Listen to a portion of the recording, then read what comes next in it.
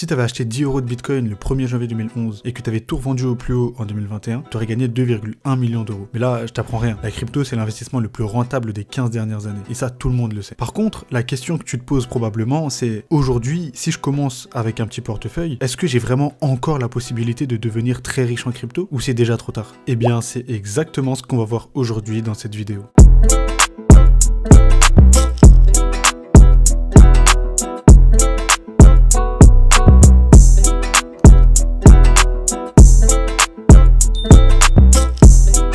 Si t'es comme moi à mes débuts, alors ça veut dire que t'as pas beaucoup d'argent à investir. Et donc il y a de fortes chances que tu places tes espoirs de richesse en crypto sur de très gros gains faits avec un tout petit capital. Et je me dois d'être très direct à ce sujet-là. Les très gros bénéfices sont de nos jours très rares sur le marché des cryptos. Et ces derniers ne se présentent presque qu'exclusivement lors des phases haussières du cycle. Cycle que j'explique en détail dans cette vidéo, dans laquelle on se demandait si oui ou non le Bitcoin était mort. Autrement dit, si tu débarques avec quelques centaines d'euros, t'as très peu de chances de ressortir avec plusieurs dizaines de milliers d'euros. Pour faire simple, en crypto, il y a ceux qui ne gagnent pas d'argent et ceux qui en gagnent. Logique, tu vas me dire. Mais si on se penche un peu plus sur ceux qui gagnent, eh ben, on remarque que d'un côté, il y a ceux qui gagnent beaucoup parce qu'ils investissent beaucoup et ceux qui gagnent peu parce qu'ils investissent peu. Et je vais pas plus détailler là-dessus parce que déjà, dans un premier temps, c'est relativement logique. Et ensuite, même si on voulait pousser ce sujet un peu plus loin et regarder en profondeur pourquoi et comment, eh ben, ça mériterait une vidéo entière. Mais prenons un exemple concret. Si on dit qu'en période de bull market, l'investisseur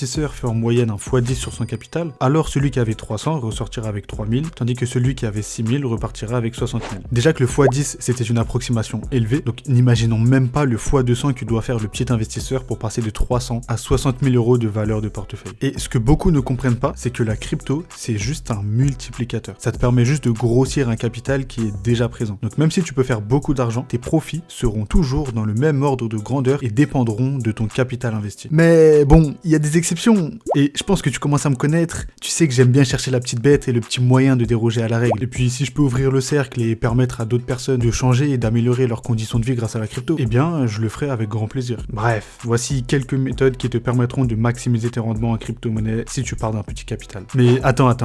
Avant de commencer, si tu découvres ma chaîne avec cette vidéo, je t'invite à soutenir mon travail en likant cette dernière et en t'abonnant à ma chaîne. Et d'ailleurs si tu me connais déjà aussi en fait. Je sais que ça sonne hyper répétitif et qu'en fait t'entends ça sur 100% des vidéos sur YouTube, mais pour un tout petit youtubeur comme moi qui ne fait aucun partenariat, et ben le meilleur moyen de soutenir mon travail et de me remercier pour mon contenu si ce dernier te plaît, c'est de liker, t'abonner, partager et commenter la vidéo afin qu'elle puisse être montrée à un maximum de personnes. Tout cela étant dit, on peut commencer. En fait c'est relativement simple. Si tu commences avec peu et que tu veux ressortir avec beaucoup, il va falloir que tu te focuses sur deux concepts de base. Le premier c'est augmenter ton montant investi et le deuxième c'est augmenter ton niveau de rendement espéré. Donc première partie, augmenter ton montant investi. Si tu veux plus d'argent en crypto, il faut que tu sois capable d'investir régulièrement. Avec 500 euros, tu iras pas loin. Par contre, avec 500 euros par mois, là, c'est déjà un petit peu plus intéressant. Tu vas pouvoir faire beaucoup plus de choses. Donc, si tu as déjà au moins de quoi investir 500 euros par mois, honnêtement, tu peux directement passer à l'étape suivante. Sinon, écoute bien ce que je vais te dire. L'idée ici, c'est de te créer un nouveau cash flow. Parce que t'as pas forcément l'envie, ni même la possibilité de prendre cette somme de ton salaire tous les mois, quand bien même tu aurais un salaire. Et donc, pour se créer un cash flow, il n'y a pas de secret. Il va falloir que tu travailles pour. Voici quelques exemples d'activités qui ne te coûtent vraiment pas grand chose mais qui peuvent te rapporter ces 500 euros là par mois que tu pourras directement réinvestir. La première, c'est de pratiquer un job ou une activité annexe. Alors je sais que pour certains ça sera évident et pour d'autres c'est limite impensable et pourtant c'est bel et bien le meilleur moyen de te créer un cash flow rapidement. Alors le seul prérequis entre guillemets c'est d'y consacrer au moins 10 heures par semaine, donc ça n'a aucun coût monétaire. La seule ressource que tu vas dépenser c'est ton temps, mais il faut être ok avec ça. L'idée c'est que tu puisses avoir de l'argent grâce à ton temps et puis l'argent gagné tu crées de l'argent grâce à cet argent là. Oula, ça fait beaucoup de fois argent là,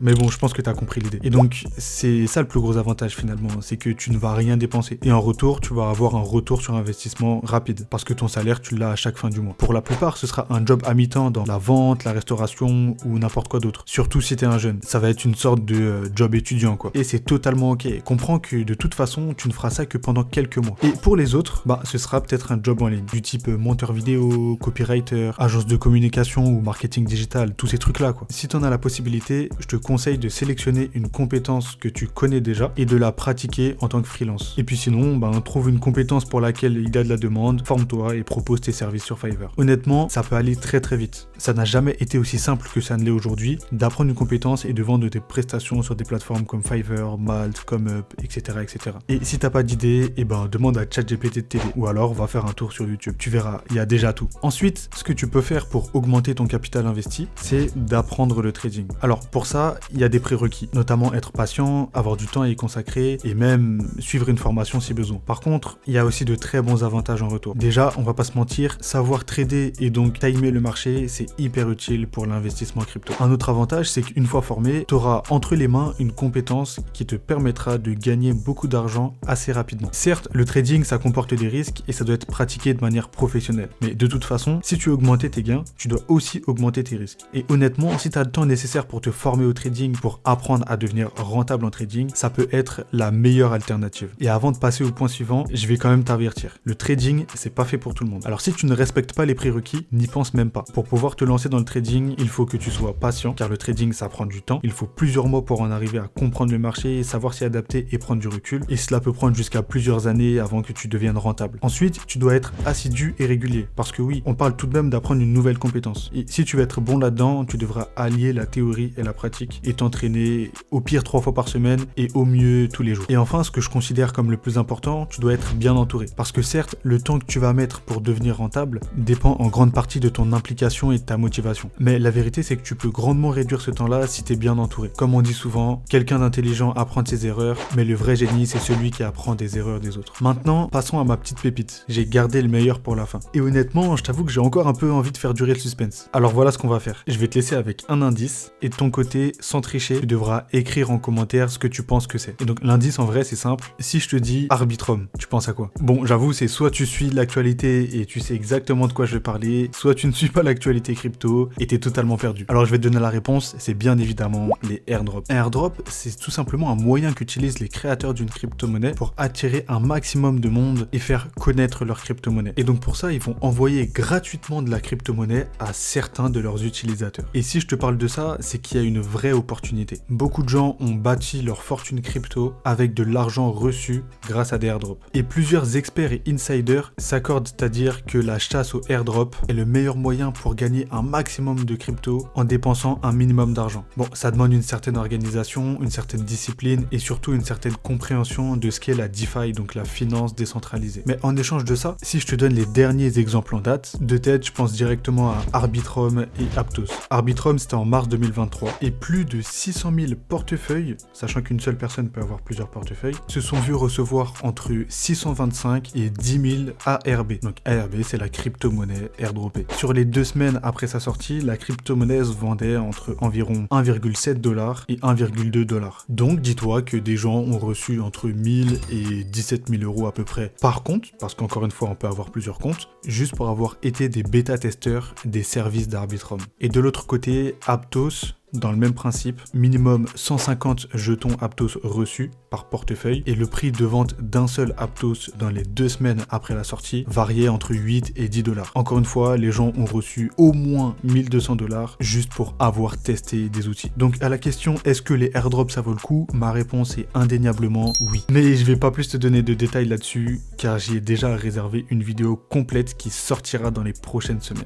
Donc si tu veux être sûr et certain de ne pas la rater, abonne-toi à ma chaîne et active la cloche des notifications. Bref, faisons un petit résumé de cette première partie. Pour augmenter ton capital investi, tu devras te créer un cash flow pour pouvoir investir régulièrement. Pour cela, je te recommande un job en tant que salarié ou en tant que freelance. Ensuite, tu devras acquérir des compétences de trading pour optimiser tes prix d'entrée et surtout tes prix de sortie. Pour ça, je te recommande d'être accompagné par des pros via une formation ou non, ça c'est toi qui vois. Et enfin, tu devras apprendre et comprendre assez bien la DeFi pour savoir effectuer les bonnes actions pour pouvoir être éligible à des airdrops. Et donc maintenant que ton capital de départ, entre guillemets, est plus élevé, et bah tu vas devoir faire travailler cet argent-là, le faire fructifier. On en vient donc au deuxième sujet, augmenter son niveau de rendement espéré. Je sais que je vais m'attirer les foudres de beaucoup de gens, mais tant pis. Pour cette partie, il n'y aura pas de stacking, de farming, de earning ou de tout autre revenu passif terminant par ing. Pourquoi ? Parce qu'en fait, ça vaut pas du tout le coup de le faire sur de faibles montants. Bloquer 20, 30, voire 50% de ton capital pour gagner quelques centimes, voire quelques dollars, c'est pas du tout intéressant. Surtout si, encore une fois, ton objectif, c'est de passer de petits portefeuilles à gros portefeuilles. Honnêtement, en dessous de 500 € par crypto bloqué, donc stacké ou autre, personnellement, je n'y pense même pas. La seule exception que je pourrais faire, ce serait pour ce qu'on appelle les launchpads, qui sont très populaires sur Binance notamment. Mais en toute honnêteté, les launchpads ne sont pas du tout mon domaine de prédilection. Donc je peux pas me permettre de te le recommander. Par contre, si ça t'intéresse, je t'invite grandement à aller te renseigner. Parce qu'il y a de grandes chances qu'il y ait des gens sur YouTube ou Twitter qui t'expliqueront comment ça marche et qui te donneront la bonne voie à suivre. Moi, mon domaine de prédilection, c'est plus dans l'investissement pur et le trading, donc je vais me cantonner à ça. Maintenant, avant que je te montre comment vraiment augmenter ton rendement espéré, je dois te parler d'une chose, la relation entre les rendements et les risques. En investissement, le concept de rendement est fortement corrélé au concept de risque. Autrement dit, si tu souhaites augmenter tes rendements, tu devras forcément augmenter tes risques. Ainsi, tout ce que je vais te présenter à partir de maintenant, ça sera certes plus rentable, mais aussi beaucoup plus risqué que la moyenne. Pour commencer doucement, on va parler des chasseurs de tendance. Pour moi, le meilleur moyen de faire beaucoup plus d'argent que les autres, tout en restant en investissement spot. L'investissement spot, tu veux, c'est quand tu achètes une crypto et que tu la revends. Sans effet de levier, sans revenu passif, sans rien d'autre. Juste achètes une crypto et tu la revends plus cher. Et bien le meilleur moyen de faire beaucoup d'argent en restant en spot, c'est d'acheter les bons tokens au bon moment. C'est-à-dire juste avant qu'elles prennent de la valeur. En bull market, c'est pas très compliqué parce que toutes les crypto-monnaies vont prendre de la valeur à un moment ou un autre. Mais en période creuse comme ici, le marché fonctionne par mini-tendance. Et si tu es capable d'anticiper ça, tu t'assures des rendements du bull market. Et récemment, par exemple, suite à des annonces favorables sur l'adoption de la crypto-monnaie à Hong Kong, il y a eu une hype ou une mini-tendance, t'appelles ça comme tu veux, sur toutes les crypto-monnaies qui étaient lancées par des fondateurs chinois. À l'instar du Neo, par exemple, pendant les 2 premiers mois de l'année 2023, qui a vu son prix presque multiplié par 3, passant de 6 $ à 15 $, quand sur la même période, la plupart des crypto-monnaies ont pris entre 50 et 70%. Autrement dit, ceux qui ont chassé cette tendance ont non seulement surperformé le marché, mais en fait c'est bien plus que ça, parce qu'ils ont pu enregistrer des rendements 4 à 5 fois supérieurs à la moyenne du marché. Mais bon, comme toujours, c'est sympa de gagner plus d'argent que les autres, mais il y a quand même des prérequis. Déjà, il faut savoir qui suivre, parce qu'on dit souvent, à juste titre, que Twitter c'est une mine d'or d'informations, mais c'est le cas que si tu as accès à ces bonnes informations. Et pour ça, faut suivre les bonnes personnes. Très souvent, pour être un trend hunter, donc un chasseur de tendance, il faut suivre des comptes Twitter anglophones. Parce que globalement, quand ça en parle sur le CTFR, bah c'est que ça commence déjà à devenir mainstream. Je dis mainstream entre guillemets évidemment, parce que c'est mainstream par rapport aux gens qui s'intéressent à la crypto. Et donc finalement, ça représente qu'une petite partie de la population. Mais disons que quand tous les canaux Telegram, les chaînes YouTube, les comptes Twitter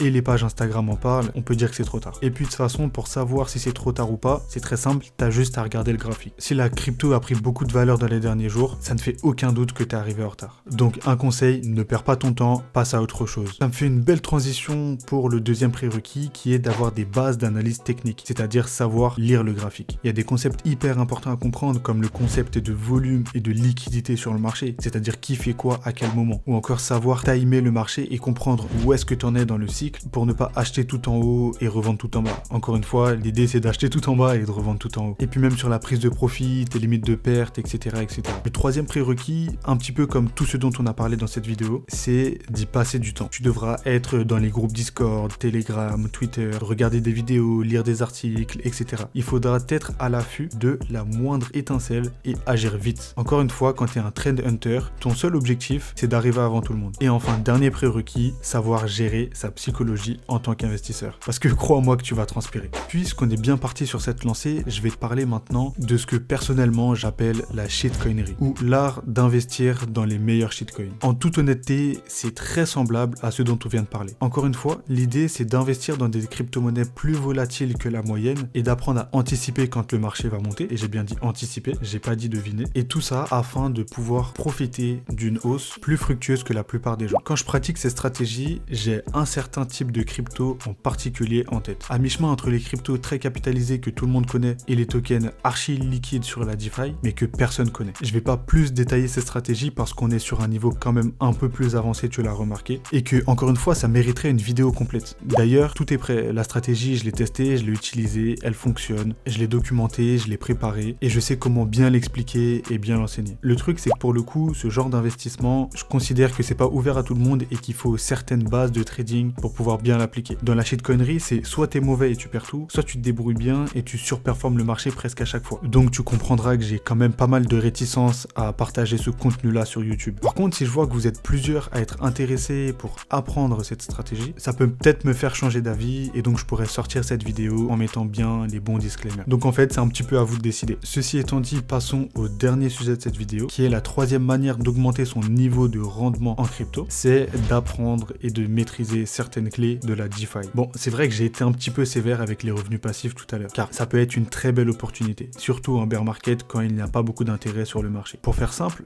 dans le cas de la plupart des revenus passifs en crypto, le concept c'est de bloquer tes cryptos pendant une certaine période en échange d'un rendement. Et donc l'une des métriques les plus importantes, c'est ton taux de rendement, le pourcentage annuel que tu vas recevoir en échange de tes cryptos. Et donc dans une période comme celle-ci, les taux de rendement ont tendance à être plus élevés parce qu'il y a moins d'investisseurs et donc moins de liquidités. Et donc pour attirer les gens et les inciter à bloquer leur argent, les protocoles auront tendance à augmenter les taux de rendement. Et donc pour moi, le seul cas où tous les revenus passifs en ING, donc stacking, farming, liquidity providing, lending, etc., peuvent être effectués avec de plus petits montants, donc entre 100 et 500 euros, c'est quand c'est directement sur de la DeFi, car tu peux trouver de très bons taux de rendement. Si ça t'intéresse, je te conseille de te renseigner un maximum sur ça et de passer le temps nécessaire pour te former sur tous les sujets relatifs à la finance décentralisée, donc la DeFi. Voilà, maintenant tu as toutes les cartes en main. Et même si je n'ai pas pu tout citer, tu as déjà une très bonne base pour commencer ta transition de petit portefeuille vers gros portefeuille et démarrer le nouveau cycle de 2024 avec un portefeuille de plusieurs milliers de dollars. Dis-moi en commentaire laquelle des stratégies tu vas utiliser et pourquoi. Et si tu as envie que je t'accompagne là-dessus ou alors que tu as envie de discuter et débattre avec moi ou n'importe quel autre membre de la communauté, je t'invite à rejoindre mon canal Telegram. Enfin, si cette vidéo t'a plu et que c'est pas déjà fait, je t'invite à lâcher un like. Et pour ma part, je te dis à la semaine prochaine.